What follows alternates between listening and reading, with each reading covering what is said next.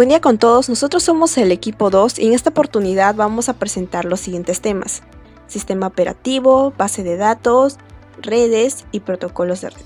A continuación voy a dar una breve introducción sobre el tema.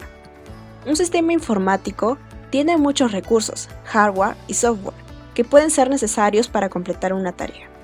El sistema operativo actúa como gestor de los recursos de este sistema informático.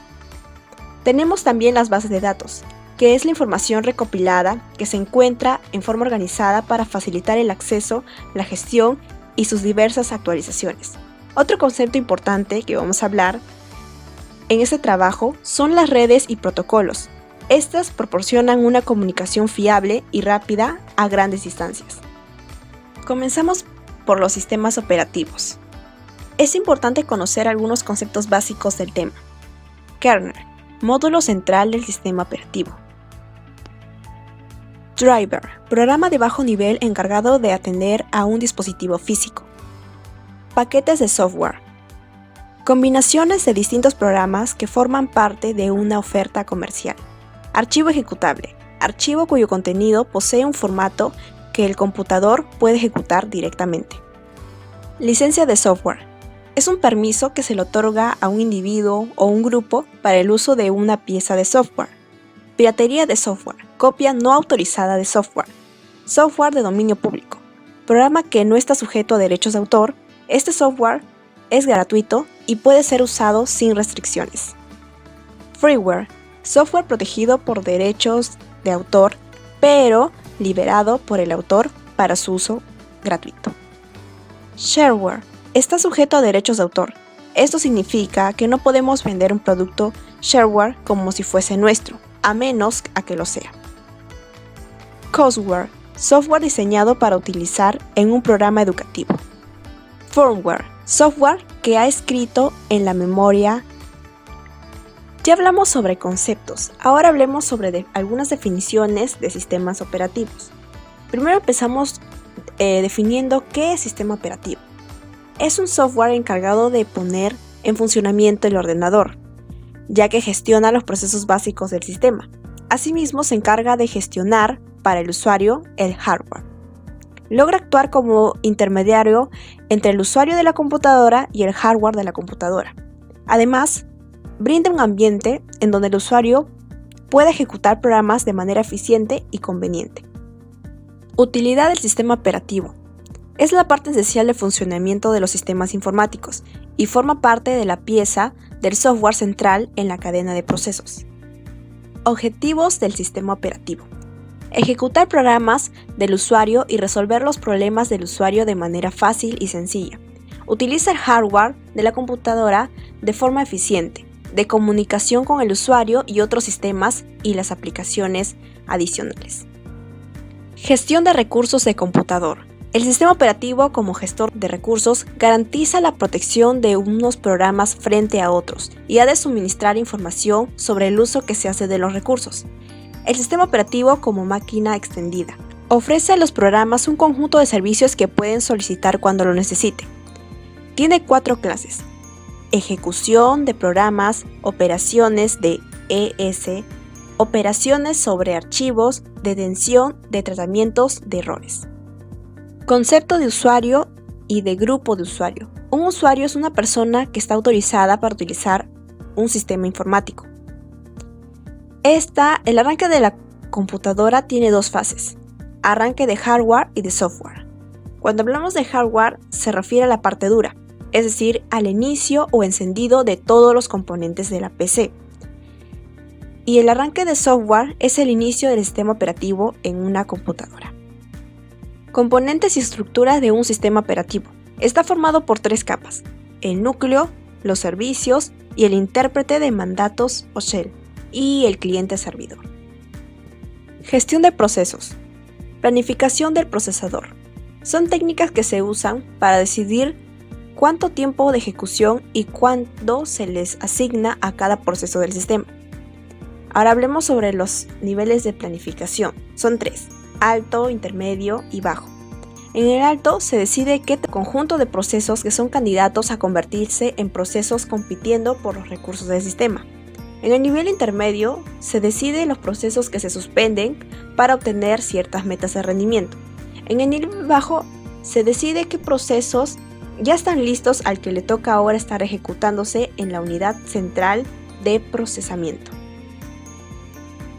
Gestión de memoria. Se centra específicamente en la parte de gestión de recursos y tiene por objetivo la gestión de recursos de la memoria. Servicios. Ofrece una serie de servicios a los procesos. Estos son solicitar memoria, liberar memoria y compartir memoria. Comunicación y sincronización entre procesos. Para transmitir datos y órdenes y que se sincronicen en la ejecución de sus acciones, es importante que el sistema operativo debe incluir servicios de comunicación y sincronización entre procesos, que, sin romper los esquemas de seguridad, han de permitir la cooperación entre ellos. Servicios de comunicación y sincronización.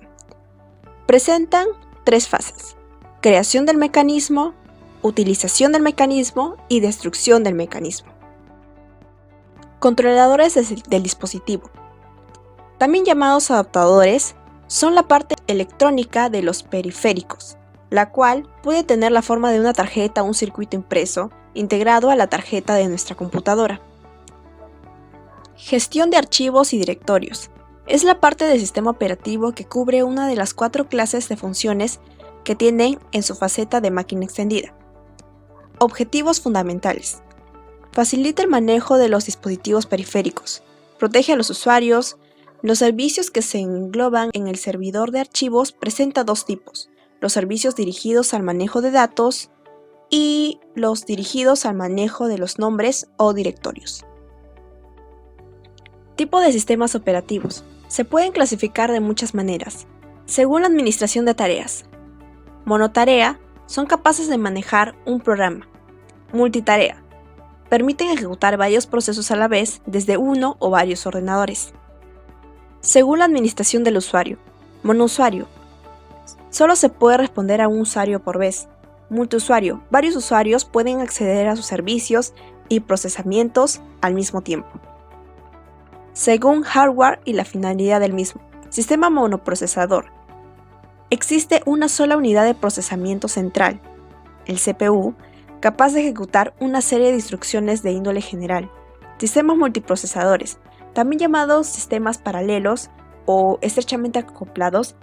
Estos sistemas tienen 2 o más CPU que comparten buses y a veces el reloj, la memoria y los dispositivos periféricos.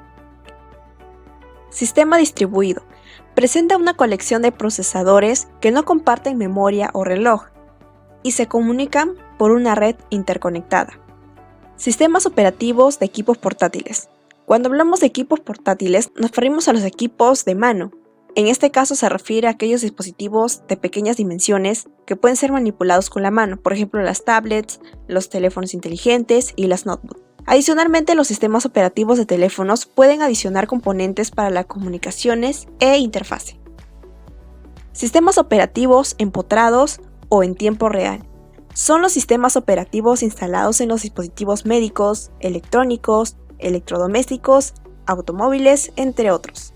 Sistemas multimedia. Los sistemas multimedia están diseñados para manejar los archivos de datos multimedia, archivos como los MP3 y video, como los MP4, los DVDs.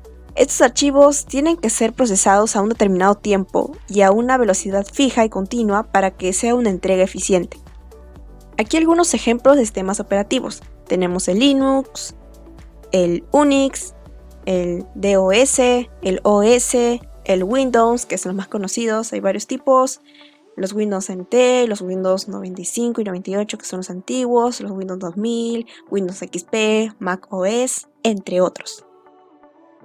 Bueno, otro de los temas que vamos a tratar sobre son bases de datos. Una base de datos es un conjunto de datos que pertenece a un mismo contexto y almacenado sistemáticamente para su posterior uso. También se puede entender como un depósito persistente de datos almacenados en una computadora. Fundamentos. La base de datos es una colección o un conjunto de tablas. Cada cuadro tiene una lista repetida formalizada de datos sobre una información específica. Uno de los ejemplos es, por ejemplo, una tabla para clientes, estudiantes, pedidos, productos. Visualmente a menudo se muestra como una hoja de cálculo. Tabla. Es el edificio más básico de una base de datos. Es el lugar donde pondrá sus datos, definirá el tipo de datos y también su relación con las otras tablas. Consiste en filas y columnas. Ahora hablemos sobre filas y columnas. Cada fila representa un solo estudiante, cliente, pedido o empleado, pero cada una de estas filas no es de forma libre. Se debe aplicar una estructura a estos datos. Las columnas definen los datos que deben estar en la tabla, mientras que las filas contienen los valores reales que se van a recuperar, insertar, actualizar y eliminar. Hay 3 tipos de columnas. Los simples, solo un valor único. Los compuestos, el valor está compuesto por otros valores. Multivalores, múltiples valores para una sola columna. Cable primaria. La cable primaria es una columna de valores únicos para cada fila. Es decir, si se tiene una larga lista de filas, es esencial tener algo que identifique de manera única cada fila. A esto es lo que llamamos clave primaria. Las claves primarias son muy importantes, no solo para identificar de forma única las filas, sino también vamos a utilizarla para conectar entre las tablas y formar una relación. Ahora hablemos sobre la relación de uno a muchos. En su mayoría de las tablas naturalmente están conectadas, así que necesitamos tener una relación entre ellas. No se está tratando de inventar relaciones que no existen, estás tratando de describir lo que ya está ahí. Ahora hablemos sobre los tipos de base de datos. Base de datos dinámicas. En este tipo de base de datos, los datos se pueden ser modificados, eliminados y se pueden agregar otros datos. Base de datos estáticos. Aquí es necesario que los datos permanezcan constantes a través de tiempo. Son muy usados en la toma de censos. Esta información se puede usar en toma de decisiones. Aquí vemos algunos ejemplos. Por ejemplo, en los supermercados hay una gran necesidad de usar los tipos de base de datos, pero dinámicos, ya que durante el simple proceso de compra ocurren un montón de procesos en la base de datos donde se registra cada uno de los artículos del cliente que va comprando, mientras que a la misma vez estos son quitados del inventario de productos. En la toma de censo, como ya lo hablamos, esto se refiere a que es de suma importancia que los datos almacenados no puedan ser modificados, pues representan una realidad en un momento determinado y sirven para predecir y para sacar estadísticas con la finalidad de brindar soluciones óptimas. Y el último tema a tratar son las redes y protocolos de red. Primero definamos qué es red. Es aquella que permite que distintos ordenadores puedan enviar y recibir información. Para que una red pueda usarse de manera segura, se deben cumplir con una serie de condiciones como protocolos, paquetes, nodos y puertos. Por lo tanto, se podría decir que un protocolo de red es esa regla y parámetros que se requieren para realizar una comunicación entre dispositivos. Aquí tenemos algunos tipos de redes como son el PAN, el LAN, el MAN, el WAN. Acá hay otros tipos de protocolo como son SLEEP, PPP, ARP, protocolo IP, entre otros.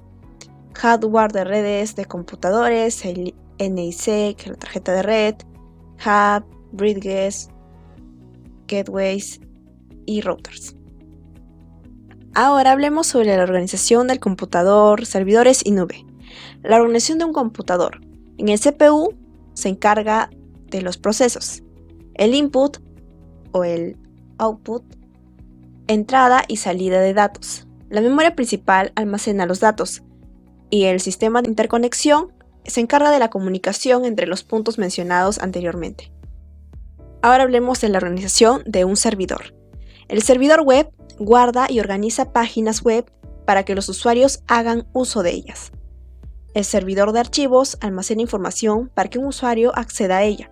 El servidor de base de datos posibilita que otros programas tengan acceso a un sistema de datos.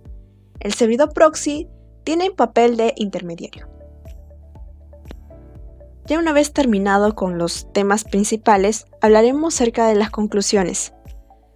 Como se ha expuesto a lo largo de este informe, el sistema operativo es de suma importancia para un equipo, ya que sin él no se podría crear programas ni encender la computadora.